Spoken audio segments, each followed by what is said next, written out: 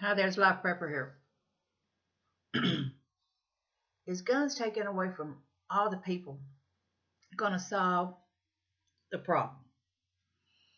Many people use guns to go hunt their meals with. Many people use the guns for protection. There's many good people out there. Unfortunately, for the few percentage that creates the problem and goes batty, whatever reason, and goes in and just shoots up schools and shoots up malls and shoots up movie places, makes it hard on the ones who don't do stuff like that. The ones who honestly goes hunting for their food, honestly just keeps a gun in their house for protection in a situation like that. And it's a shame. But taking the guns away from everyone, is that going to solve it? Not really, because I will tell you, the crooks, the bad guys, the gangs or whatever, are still going to have their guns.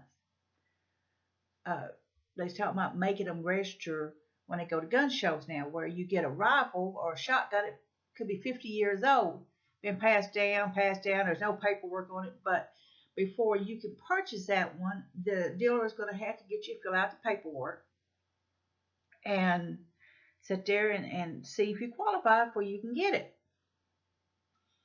And that's all fine and dandy if that's what it gets to be point of required on that thing. But what if the gun comes out and it was related to a crime or something other, then you're screwed there because you done paid for the gun, or maybe you haven't paid for the gun and you see if you qualify first. You know, it's a hang if you do and hang if you don't. Now, I personally don't own a gun myself. Not that I don't know how to handle them. I do. I know where I can get some guns when I need them to use for hunting and things of that nature. So, will I use a gun if I have to? Sure, sure. I don't want to, but to protect myself, I'll do what I got to do in a situation. If I have a gun within my possession, I will do what I got to do to protect myself. But past, I understand these people who are really angry and against guns because they've lost family members that they loved or friends that they love due to these psychotic SOBs out there who has blown them away due to these crooks and these criminals and these gangs who don't think nothing about killing people for the heck of it, just to watch them die. You got the serial killers out there who's enjoying assassinating people and killing them, but you know what? They'll be the first one to be squalling and crying and please don't kill me. Be the first ones. That's the thing is, are we solving the problem by fixing it where nobody can own a gun?